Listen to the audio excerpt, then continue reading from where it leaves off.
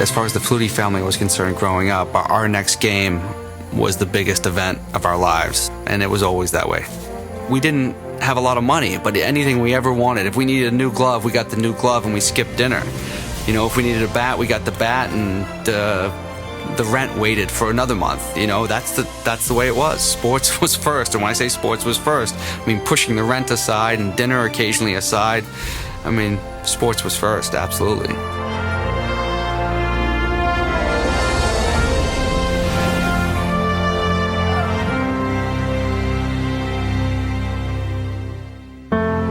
As I look back, big picture, I don't regret a moment of my career in the Canadian Football League. McManus has time, has a man. The catch is made by Darren Flutie. I always loved football. I loved the contact of football. I love the challenge of football. McManus looks to his right side, floats it up into the end zone. Flutie, touchdown! The whole McManus-Flutie thing came from a lot of hard work, though we just worked together all the time. But the '94 season in the Western Final against Calgary when we were with British Columbia certainly was a moment that I know I'll never forget, and BC Lion fans, I don't think will forget it either.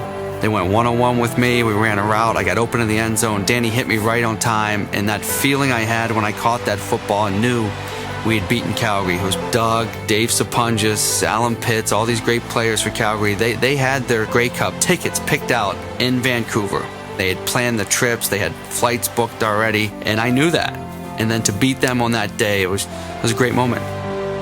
We went to Edmonton together in that '96 season, and I think we were both kind of at the pinnacle of our careers. On second down, McManus under center, guns it over the middle and making the catch and getting the first down. It's caught by Darren Flutie. 2 great years in Edmonton for us, and then of course we're off to Hamilton with Coach Lancaster, and that has its own kind of storybook ending. But now Hamilton in '97, while we were having those good years in Edmonton, was 1-17. So Coach Lancaster goes there, he brings his quarterback that he's had success with, Danny McManus, his receiver that caught a lot of the balls from Danny, myself, and we had Ronnie Williams at running back, Archie Amerson at running back, Morielli, we had Andrew Grigg at receiver. Now we had a formidable team, and I'll tell you what, we just took off from day one of training camp. Attack us, boys!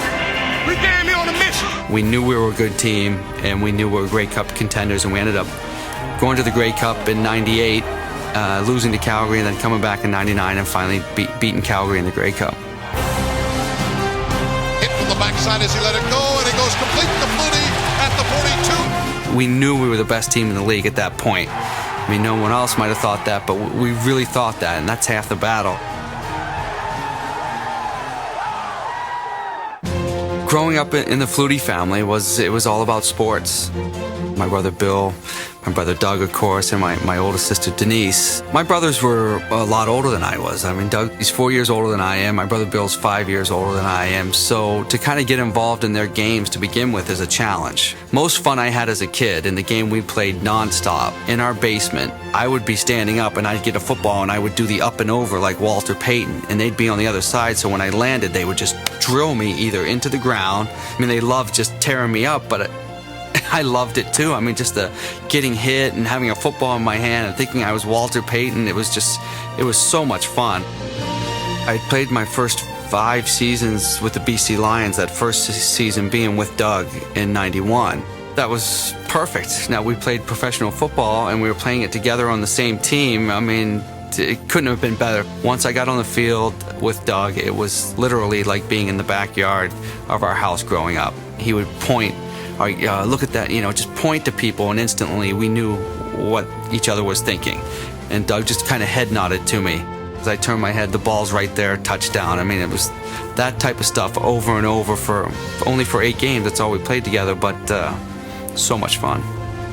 Football is the one thing I think that I can speak intelligently about, that I love. I have a complete passion for. So it was absolutely wonderful to hook up with CBC. As I did the audition, that passion of the game and kind of knowing exactly what was going on, the free safeties coming down, it's cover 0, quarterbacks looking to the middle of the field. That's my ABCs of what I've learned my whole life in football. Not scripted, not studio stuff, but be up there and see the game and just talk about it. So I loved it. I was at one of my kids' basketball games. My brother Doug's next to me, Bill's around somewhere, and he tells me, you're going to go into the Canadian Football League Hall of Fame. And my first thought is, how could I possibly be that old to be eligible to go into the Hall of Fame? I just couldn't believe it. I went to last year's event and saw Alan Pitts and Giz and Bobby Jurison and Matt Dunnigan. And I remember coming into the league and watching those guys play and be like, I'll just never get to the level of excellence that those guys are at. I mean, they know how to play this game so well. And then, bang, here I am. I get the call to go into the Hall of Fame, and I'm in this elite club. I guess it didn't sink in for a long time, but as it gets closer, believe me, it's sunk in. My years in Canada have been the best years of my life as far as professionally doing something for a living, and never forget it.